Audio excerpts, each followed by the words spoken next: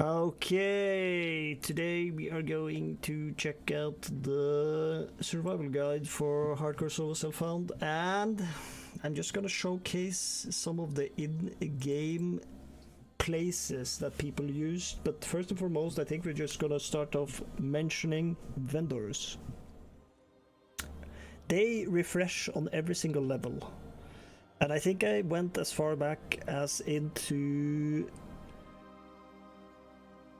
Act 3 to get an amethyst ring when I first reached waypoints the first time around. And I think Chaos Rest might be the most annoying thing to get in the beginning.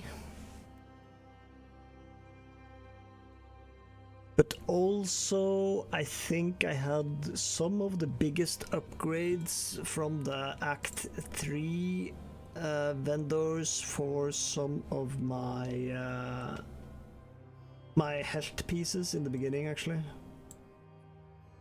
So even though as soon as you get out of maps you get automatically vendors, which is Doriani and his people, I think, but they have a level cap, as far as I remember, that is lower at least in the beginning, because they are close to your level. But I also think that Act 3 Cruel actually scaled higher.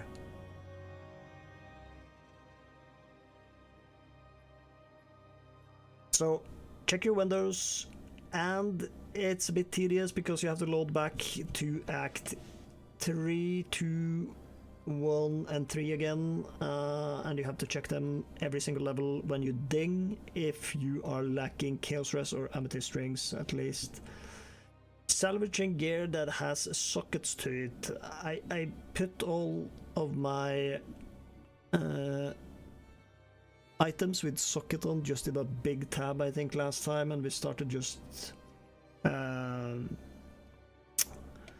salvaging them to get the orbs, so you could easily get depending on how common the new runes are and how easy it is to get the rune upgrade system. I think the salvaging bank, or the recombinator as well, that you can combine 3 runes into a random one, is now 3 runes into an upgraded one. So how easy that is, and if it's behind any level, we don't know really yet, but that is going to be something you have to keep in mind on when you're leveling, and maybe take into account, because there's tremendous power in some of these runes, and some of the new runes are absolutely disgusting. I think for at least some of the other tunes that I'm playing, I think skill speed might be really good. Spend your currency smart is just me saying that you need to always keep your tune accountable to the current difficulty you're going up against. The Mr. Yappington in this fiery temple, for instance, which is a boss, is not really that hard, but the Chimera, for instance, can be really hard this time around, because they actually buffed his slam ability, and they buffed the damage on his pillars that has to be done before you knock him down.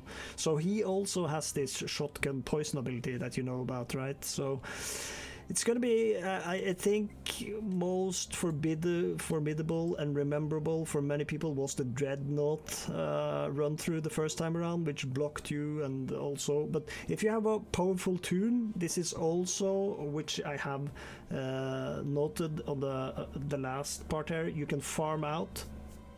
This is also a place you can easily get levels fast if your tune is strong. So farming out, finding places that are really strong. I think Act 1 also has a place which is in the forest. Yeah, hunting grounds, I think. You can respawn on the checkpoint, and you can get a magic pack and the rare pack together, I think. So it's a really good place to just get a few levels and power spike and get some decent, let's say, upgrades, maybe loot.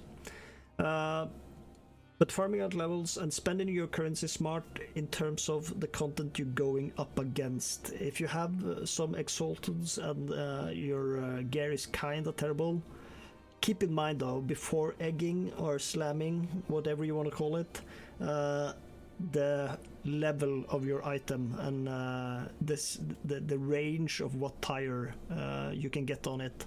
Don't slam a low level one if you're going up against a higher level opponent. Try to get a base that you actually should slam. And yeah, last but not least, slow and steady within the race. In hardcore, at least, it's really important. I think many people, at least, that are experienced and play from Path to Exile 1, just make a farming tune first to just get to maps, farm out what you need, get to bases and whatnot, and then they make the min-max tune, most of the times at least. And then you also can justify taking more risk, and you can maybe just send your tune into test territory to figure out the new content, if there's any new content, which is most likely gonna be how can we know how strong rare monsters are gonna be with the Wildwood Wisp this time around. Also some of the changes to some of the semi-bosses that we have.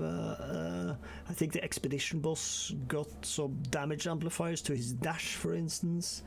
So you could try on your first tune if you reach maps safely, and then you can try to see, okay, can this guy handle this, or do we actually have to reroll and see if you can get some better tune to conquer the current content. And I think that's it for me, at least. I might have missed a bunch of things, but try to just... I'm not saying that you should plan out a min-maxi route, but try to have at least an idea of where you're going, because currency, gold, and respecs or whatnot are extremely valuable in the beginning when you start a totally new tune. So you should try to be a bit smart the first time round, so you can build a bank when you get to maps and you conquer the campaign. That's it. Make sure to like and subscribe if you enjoy the content, and good luck.